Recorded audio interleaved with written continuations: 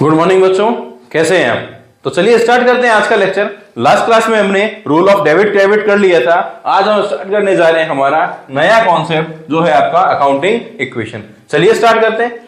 It signifies that the assets of the business are always equal to the total of its liability and capital। ये बोलते हैं कि आपकी जो business है ना, उसमें आपकी जो एसेट्स है वो हमेशा इक्वल्स होगी किसके, लाइबिलिटीज और कैपिटल के, और इसी के आधार पे आपकी जो बैलेंस शीट है वो मेंटेन की जाती है। चलिए देखते हैं भाई, आपकी जो बैलेंस शीट है उसमें क्या होगा। इस साइड में आपकी एसेट्स होगी और इस साइड में आपकी कैपिटल और लाइबिलिटी होगी, और बैलेंस शीट क्या होगी आपकी, इक्वल होगी। तो वही ये बात बोल रहे हैं, ये अकाउंटिंग इक्वेशन है, ये सिग्निफाई करता है कि जो आपके बिजनेस के एसेट्स हैं ये बराबर होंगे किसके, कैपिटल और लाइबिलिटी के। इसलिए इसने एक इक्वेशन बना दी, ए यानी assets equals to L plus C यानी लाइबिलिटीज प्लस कैपिटल। लाइबिलिटीज को मैं और क्या बोल सकता हूं, मैं बोल सकता हूं एक्सटर्नल लाइबिलिटी, और कैपिटल को मैं और क्या बोल सकता हूं, इंटरनल लाइबिलिटी। इंटरनल लाइबिलिटी वो होगी जो ओनर्स का पैसा है, एक्सटर्नल लाइबिलिटी वो होगी जो आउटसाइडर्स का पैसा है। तो ओनर का पैसा, आउटसाइडर का पैसा, ये होगी आपकी टोटल लाइबिलिटी यानी सी प्लस एल, और ये इक्वल होगी किसके, आपकी एसेट्स के। The above equation can also be presented in the following form। और जो ये इक्वेशन है इसको हम इन टू फॉर्म्स में और प्रेजेंट कर सकते हैं, यानी L इस साइड जो प्लस में उस साइड जाके क्या हो जाएगा, माइनस का हो जाएगा, या फिर जो कैपिटल है जो इस साइड प्लस में है उस साइड जाके माइनस का हो जाएगा। ये टू फॉर्म्स है।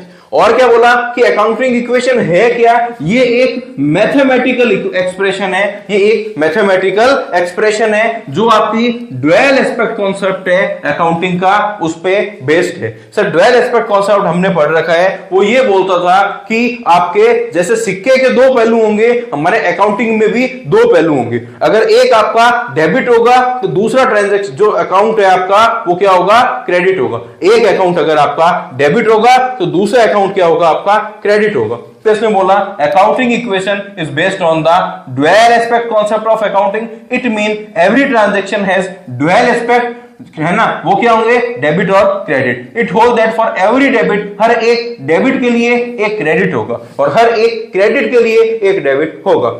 The above relationship is known as the accounting equation। और जो ये रिलेशनशिप है इसी को अकाउंटिंग इक्वेशन या फिर बैलेंस शीट जो इक्वेशन है वो भी बोला जाता है।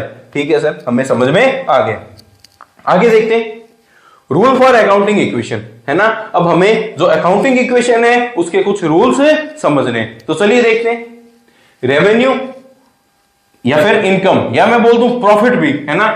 Capital in is increased by the amount of revenue. जो आपकी कैपिटल है वो आपके रेवेन्यू और इनकम से क्या हो गए, इंक्रीज हो जाएंगे। सर समझ में नहीं आया, तो चलिए हम जो हमारी इक्वेशन है उसी को लेके चलते हैं। चलिए क्या इक्वेशन है आपकी, तो सर हमारी जो इक्वेशन है वो है आपकी एसेट्स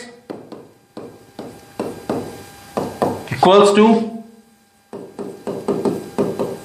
कैपिटल प्लस लाइबिलिटीज।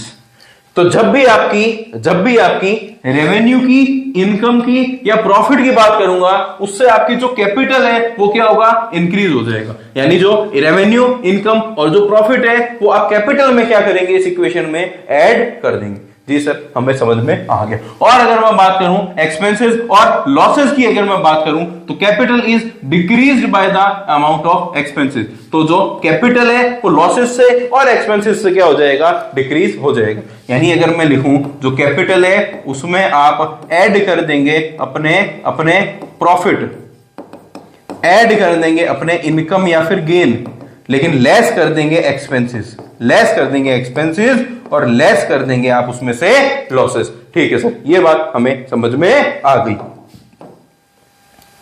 और देखते हैं थर्ड पॉइंट क्या, capital. When capital is increased it is credited. जब भी कैपिटल इंक्रीज होगी तो उसको आप क्या करोगे, क्रेडिट करोगे यानी बढ़ाओगे।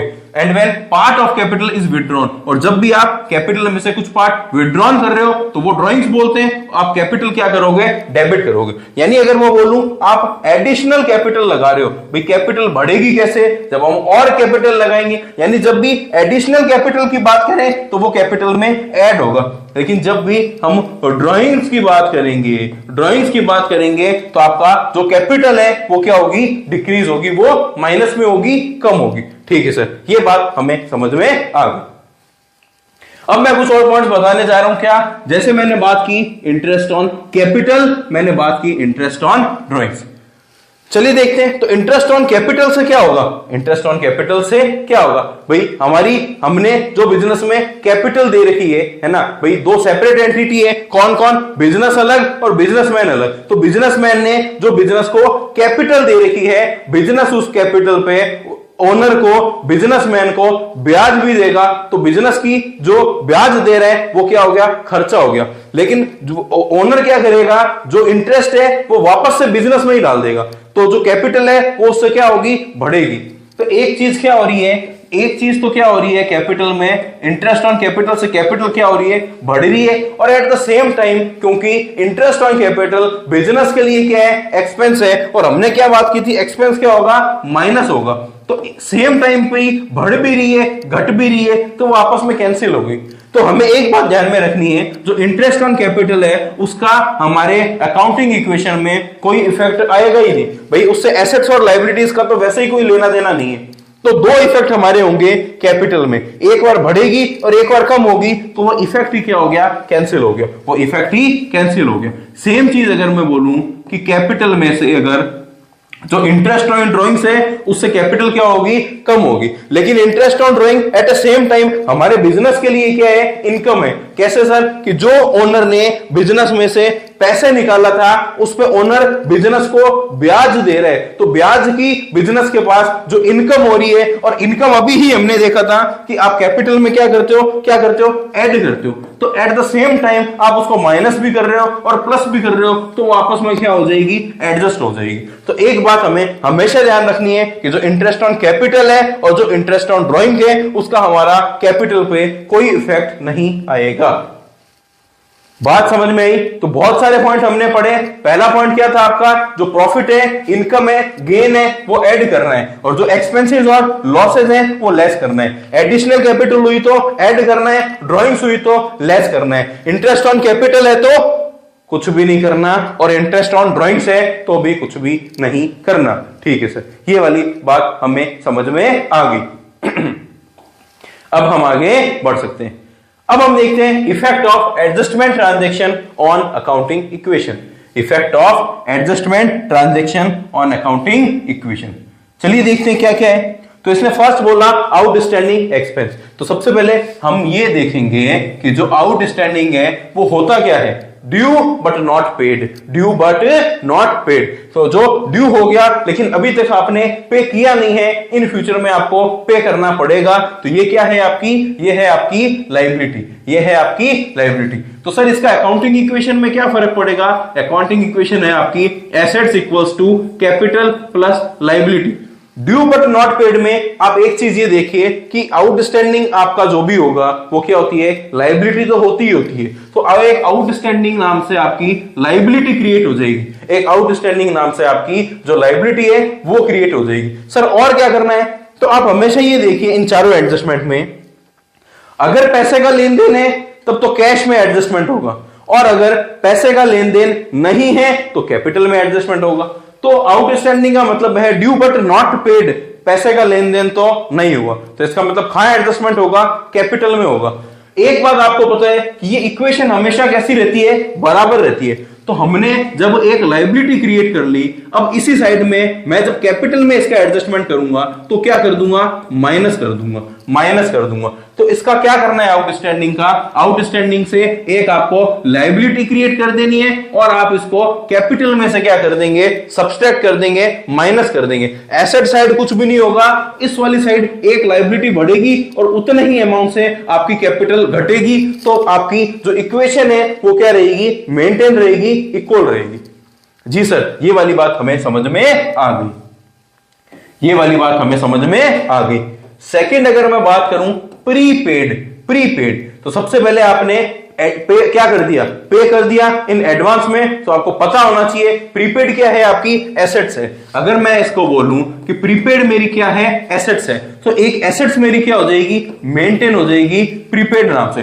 दूसरा प्रीपेड, क्या प्रीपेड में कैश का इफेक्ट आ रहा है क्या? मैंने आपको बोला या तो आप सबसे पहले ये देखना कैश का इफेक्ट है क्या। अगर कैश का इफेक्ट है तब तो कैश में एडजस्टमेंट करेंगे, अगर कैश का इफेक्ट नहीं है तो कैपिटल में एडजस्टमेंट करेंगे। हाँ सर, इसमें कैश में इफेक्ट नहीं था इसलिए हमने इसका एडजस्टमेंट कैपिटल में किया, लेकिन इस वाले का तो हमने कैश का एडजस्टमेंट करेंगे क्योंकि कैश का इफेक्ट है, हमने कैश का भुगतान कर दिया, वो भी कैसे, एडवांस में कर दिया। तो मेरी बात सुनना, इसी साइड आप क्या कर रहे हैं, प्रीपेड नाम से एसेट्स क्रिएट कर रहे हैं और इसी साइड आप कैश में क्या कर देंगे, माइनस कर देंगे। कैश में उस अमाउंट को क्या करेंगे, माइनस कर देंगे। तो इस वाली साइड कुछ भी नहीं होगा और एसेट्स वाली साइड एक एसेट्स क्रिएट होगी और एक एसेट्स जो है कैश, उसमें से उतना ही अमाउंट माइनस हो गया। तो यहां पे भी आपकी जो इक्वेशन है वो बराबर रहेगी, वो मेंटेन रहेगी। तो प्रीपेड में क्या करना होता है, एक एसेट्स क्रिएट कर दोगे और डिडक्ट कर दोगे उसको किसमें से, कैश में से। डिडक्ट कर दोगे उसको किसमें से, कैश में से। जी सर, अब हमें बात समझ में आ गई। थर्ड है आपका अक्रूड इनकम। अक्रूड इनकम, चलो वापस से देखते हैं क्या फर्क पड़ेगा। अक्रूड इनकम का मतलब है कि income due but not received. हमारी जो इनकम है वो ड्यू हो गई है पर अभी मिलनी बाकी है। तो जो इनकम मिलनी बाकी है फ्यूचर में मिलेगी, फ्यूचर में आपको बेनिफिट देगी, वो क्या है, आपकी एसेट्स है। तो जो एक्रूड इनकम है ये एसेट साइड आप क्या करेंगे, एक आप क्रिएट कर लेंगे एसेट्स एक्रूड इनकम के नाम से। दूसरा, ये वो इनकम है जो ड्यू हो गई पर मिलनी बाकी है, यानी कैश का इफेक्ट नहीं आ रहा। जब कैश का इफेक्ट आता है तो उसका एडजस्टमेंट कैश में होता है, लेकिन कैश का इफेक्ट जब नहीं आता तो उसका एडजस्टमेंट कहां करोगे, कैपिटल में करोगे। तो खुद सोचो, इस साइड एक एसेट्स बढ़ रही है तो इस साइड भी मैं क्या करूं, बढ़ाऊंगा, जब भी तो ये बराबर मेंटेन रहेगी ना। तो एक्रूड इनकम को मैं कैपिटल में क्या कर दूंगा, ऐड कर दूंगा। कैपिटल में क्या कर दूंगा, उतने ही अमाउंट से ऐड कर दूंगा। इसलिए एक्रूड इनकम का क्या करना है, एसेट्स क्रिएट करना है और ऐड करना है आपको इसको कैपिटल में, और ऐड करना है इसको आपको कैपिटल में। जी सर, ये वाली बात हमें समझ में आ रही है। फोर्थ क्या है आपका, अनअर्न्ड इनकम। ऐसी इनकम जो रिसीव हो गई लेकिन ड्यू ही नहीं हुई, जो ड्यू ही नहीं हुई। जैसे मान लो किसी ने मुझे 3 महीने का एडवांस किराया मुझे दे दिया, तो मुझे इनकम तो प्राप्त हो गई लेकिन वो रेंट अभी ड्यू ही नहीं हुआ। तो यहां पर क्या कैश का इफेक्ट आ रहा है क्या? जी सर, कैश का इफेक्ट तो आ रहा है। पहले मैं अपनी इक्वेशन लिख लेता हूं। दूसरा, अनअर्न्ड इनकम, पहले से ही मुझे इनकम रिसीव हो गई तो ये क्या है, मेरे लिए लायबिलिटी है। तो इस साइड तो मैं क्या करूंगा, एक लायबिलिटी क्रिएट कर लूंगा अनअर्न्ड इनकम के नाम से। दूसरा, कैश का, क्योंकि लेना देना हुआ है या नहीं हुआ, अनअर्न्ड इनकम में कैश का लेना देना हुआ है, तो इस साइड में क्या करूंगा, कैश में एडजस्टमेंट करूंगा एसेट साइड में। और क्या करूंगा कैश में, भाई इस साइड लायबिलिटी क्रिएट करिए, मतलब लायबिलिटी बढ़ी है ना, इस साइड भी मैं क्या करूंगा, इसको बढ़ाऊंगा, जब भी तो दोनों साइड इक्वल रहेगी ना। तो कैश में से मैं इसको ऐड कर दूंगा, किसको, अनअर्न्ड इनकम को। तो इसमें आपको अनअर्न्ड इनकम में क्या करना है, एक लायबिलिटी क्रिएट करनी है एक तरफ, और दूसरी तरफ इसको जो कैश है उसमें क्या कर देना है, ऐड कर देना है। तो सर हमें ये 4 पॉइंट समझ में आ गए। क्या क्या पॉइंट सीखे हमने, इससे पहले हमने सीख लिया था कि जो आपका प्रॉफिट, इनकम और गेन है वो कैपिटल में ऐड करोगे, एक्सपेंस लेस कर दोगे, लॉस लेस कर दोगे। एडिशनल कैपिटल जो कैपिटल को बढ़ाती है इसलिए ऐड कर देंगे, लेकिन ड्राइंग को लेस कर देंगे। और जो इंटरेस्ट ऑन कैपिटल और जो इंटरेस्ट ऑन ड्राइंग है उसका किसी इफेक्ट पड़ेगा ही नहीं। आउटस्टैंडिंग को लायबिलिटी क्रिएट करेंगे और कैपिटल में से कम कर देंगे। प्रीपेड को एसेट्स क्रिएट कर देंगे और कैश में से कम कर देंगे। अक्रूड इनकम की एसेट्स क्रिएट करेंगे, कैपिटल को बढ़ा देंगे। और अनअर्न्ड इनकम को लायबिलिटी क्रिएट करेंगे और कैश को भी बढ़ा देंगे। इन सब से होगा क्या, आपकी जो अकाउंटिंग इक्वेशन है वो मेंटेन रहेगी। मेन बात क्या ध्यान में रखनी है, कैश का इफेक्ट अगर आ रहा है तो कैश में एडजस्टमेंट करना है, कैश का इफेक्ट अगर नहीं आ रहा तो कैपिटल में एडजस्ट करेंगे। एडजस्ट करते हुए यह ध्यान रखना है कि दोनों कैसे रहेगी आपकी इक्वेशन में, दोनों साइड इक्वल, बराबर। जी सर, अब हमें समझ में आ गया। तो यह है आपका एक इलस्ट्रेशन जो हम अभी करने जा रहे हैं, चलिए इलस्ट्रेशन देखते हैं। If the capital of a business is 70,000 and liabilities are 40,000, calculate the total assets, है ना। चलिए इस तरह के क्वेश्चन पूछे जाते हैं। तो ये अकाउंटिंग इक्वेशन का ही क्वेश्चन है, assets equals to capital plus liabilities. Capital आपको दे दिया कितना 70,000 प्लस लाइबिलिटीज आपको दे दिया कितना 40,000। तो आपको टोटल एसेट्स बतानी है, वो कितना आपका 1,10,000। जी सर, हमें समझ में आ गया। चलिए नेक्स्ट पे चलते हैं। From the following information calculate the total assets. इसमें भी टोटल एसेट्स ही आपको बताना है। इसने दे दिया क्या क्या, कैपिटल 4 लाख है ना, creditor 3 lakh, revenue earn during the period ₹7,50,000, expenses incurred during the period 2 lakh, और वैल्यू ऑफ अनसोल्ड स्टॉक आपको कितना दे दिया 2 लाख। तो चलिए इसमें भी हमारी जो अकाउंटिंग इक्वेशन है वही हमें करनी है क्या, assets equals to capital plus liabilities. Assets equals to capital plus liabilities. Liabilities कितनी है आपकी, तो लायबिलिटीज में एक तो इसने दे दिया आपको क्रेडिटर 3 लाख का, ठीक है। उसके अलावा इसने दे दिया रेवेन्यू और एक्सपेंस दे दिया। तो हमें पता है कि जो इनकम होता है उसका क्या फॉर्मूला होगा, रेवेन्यू माइनस एक्सपेंस। तो इस 7.5 लाख में से मैं एक्सपेंस माइनस कर दूंगा 2 लाख का, तो प्रॉफिट कितना आ गया 5.5 लाख का। अभी ही हमने बात की थी कैपिटल में प्रॉफिट ऐड होगा, तो कैपिटल कितनी 4 लाख। तो इस 4 लाख में आप 5.5 लाख का प्रॉफिट ऐड कर देंगे। 4 लाख में 5.5 लाख का प्रॉफिट ऐड कर लेंगे, वो हो जाएगा आपका 9.5 लाख। और लायबिलिटीज कितनी, वो है आपकी क्रेडिटर्स 3 लाख की। तो आपकी जो टोटल एसेट्स है वो आ गई 12,50,000, वो आ गई 12,50,000। सर वापस से बताइए ना कैसे किया, हमने कैपिटल में प्रॉफिट को ऐड कर दिया। प्रॉफिट कैसे निकाला, रेवेन्यू माइनस एक्सपेंस। रेवेन्यू कितने के हैं, रेवेन्यू आपके 7.5 लाख के, एक्सपेंस कितने के हैं 2 लाख के, वो आ गए आपके 5.5 लाख। और कैपिटल में प्रॉफिट को ऐड करेंगे वो 9.5 लाख, लायबिलिटी 3 लाख, तो ये आ गई आपकी 12,50,000। जी सर, ये हमें समझ में आ गया। चलो नेक्स्ट देखते हैं। Commenced his cloth business on 1st April 2018 with a capital of 30,000। ये आपको कौन सी कैपिटल दे दी, ओपनिंग कैपिटल। सर हम यहां पर जो कैपिटल लेते हैं ना वो कौन सी होती है, तो मैं जब इक्वेशन लिखता हूं assets equals to capital plus liability, ये जो कैपिटल होती है ना ये हमेशा आपकी क्लोजिंग कैपिटल होती है, ये हमेशा आपकी क्लोजिंग कैपिटल होती है। सर लेकिन यहां पर हमें तो ओपनिंग कैपिटल दी है ना, जब ओपनिंग कैपिटल आपको दी तब पहले आपको उसको कन्वर्ट करना पड़ेगा किसमें, क्लोजिंग कैपिटल में। तो चलिए आगे इंफॉर्मेशन देखते हैं। और 31/5/2019 हिज एसेट्स फॉर ₹50,000। एसेट्स आपको क्लोजिंग दे दी और लायबिलिटीज कितनी है 40,000। तो ये आपको ओपनिंग कैपिटल दे दी और ये आपको information they the. Find out is closing capital and profit earn during the year. तो चलो देखते हैं। सबसे पहले मैं देखता हूं एसेट्स आपको क्लोजिंग दे दी, वो कितनी दे दी 50,000। क्लोजिंग कैपिटल का हमें पता नहीं है, लायबिलिटीज आपको कितनी दे दी 10,000।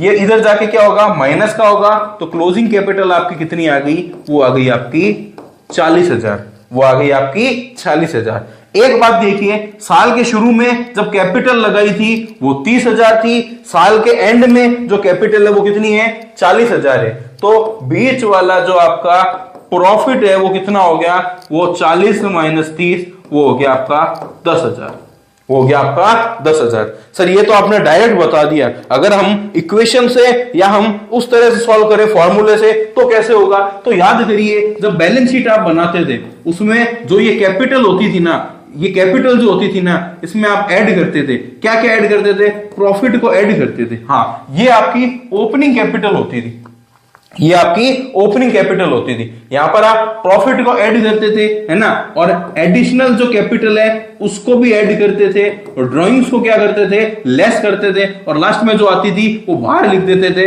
वो होती थी आपकी क्लोजिंग कैपिटल। तो फॉर्मूला क्या बना क्लोजिंग कैपिटल का, opening capital plus profit plus additional capital minus drawings. तो एडिशनल कैपिटल और ड्राइंग्स की तो इंफॉर्मेशन ही नहीं है ना, तो ओपनिंग में अगर मैं प्रॉफिट को ऐड करूं तो क्लोजिंग कैपिटल आ जाएगी, वाइस वर्सा अगर मैं क्लोजिंग में से उस साइड ले जाके प्रॉफिट को माइनस करूं तो मेरी ओपनिंग कैपिटल आ जाएगी। और इन दोनों के बीच का जो डिफरेंस है वो क्या है, मेरा प्रॉफिट, वो क्या है मेरा प्रॉफिट। जी सर, अब हमें समझ में आ गया, और हमें यह भी बात समझ में आ गई कि जो ये इक्वेशन है इसमें जो आपको कैपिटल दी हुई होती है ये आपकी क्लोजिंग कैपिटल होती है। लास्ट देखते हैं illustration 12। Excess following assets and liabilities on as on 31 March 2019। ये आपको एसेट्स और लायबिलिटीज दे दी, डिटरमाइन हिज कैपिटल, और कैपिटल आपको कैलकुलेट करनी है। तो कैश एसेट्स है, बैंक एसेट्स है, डेटर्स एसेट्स है, क्रेडिटर्स लायबिलिटी है, प्लांट एंड मशीनरी ये भी एसेट्स है, बिल्डिंग भी एसेट्स है, फर्नीचर भी, और बिल्स रिसीवेबल्स भी आपकी एसेट्स है। बीपी क्या होगी, ये आपकी लायबिलिटी होगी। सारी आप एसेट्स को जोड़ लो तो एसेट्स की आपकी टोटल आ जाएगी, दोनों लायबिलिटीज जो है उनको जोड़ लो तो लायबिलिटीज की टोटल आ जाएगी। और जब आप क्या करेंगे, अब आप क्या करेंगे, एसेट्स में से लायबिलिटीज को माइनस कर देंगे तो आ जाएगी आपकी कैपिटल। जी सर, ये तो बिल्कुल इजी था, हमें समझ में आ गया। नेक्स्ट देखते हैं, कैलकुलेट टोटल लायबिलिटी इफ, ये देखते हैं। फर्स्ट आपको क्या दे दिया, owners capital in the beginning is ₹60,000। ये तो हमें ओपनिंग कैपिटल दे दी, ये तो हमें ओपनिंग कैपिटल दे दी, कितनी, 60,000। और देखते हैं, creditors at the end is ₹50,000, और जो क्रेडिटर्स दे दिया वो तो हमारी लायबिलिटी है at the end. Closing liability कितनी, 50,000, रेवेन्यू कितनी, 70, और एक्सपेंसेस कितने, 65। तो हमें पता है कि जो इनकम होगी या जो प्रॉफिट होता है उसका फॉर्मूला होगा रेवेन्यू माइनस एक्सपेंस, और जो भी प्रॉफिट आएगी, इनकम आएगी, वो कैपिटल में क्या होता है, ऐड होता है। वो बिगिनिंग कैपिटल में क्या होगा, ऐड होगा। तो चलो देखते हैं, also calculate amount of owners capital at the end. चलो देखते हैं, हमें कैलकुलेट क्या करनी है, लायबिलिटी। तो सबसे पहले मैं बोलूंगा कि ये ओपनिंग कैपिटल होगी और इसमें मैं ऐड कर दूंगा क्या, प्रॉफिट, ऐड कर दूंगा प्रॉफिट। कितना, तो मैं बोलूंगा रेवेन्यू है 70,000, एक्सपेंस है कितना, 65,000, तो ये कितना आ गया मेरा, 5,000। ये कितना आ गया, 5,000। तो जब मैं ओपनिंग कैपिटल में प्रॉफिट ऐड कर दूंगा 5,000 का, तो क्लोजिंग कैपिटल मेरी कितनी आ गई, वो आ गई मेरी 65,000। और क्लोजिंग कैपिटल प्लस लायबिलिटीज जब मैं ऐड कर देता हूं तो वो होगी इक्वल्स टू एसेट्स, वो होगी इक्वल्स टू एसेट्स। तो ये आपकी जो क्रेडिटर दे दिया कितने का, 50,000 का, ये मैं इसमें और जोड़ दूंगा तो 1,00,000, जो 15,000 है, ये क्या हो गई मेरी एसेट्स, ये क्या हो गई मेरी एसेट्स।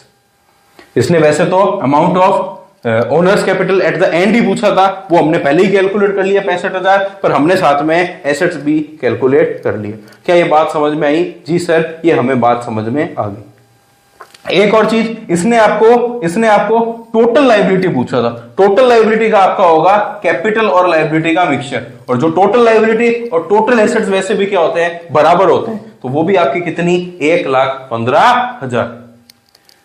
क्या समझ में आया? जी सर, हमें समझ में आ गया। तो चलिए आज के लिए इतना ही, मिलते हैं नेक्स्ट क्लास में, तब तक के लिए धन्यवाद।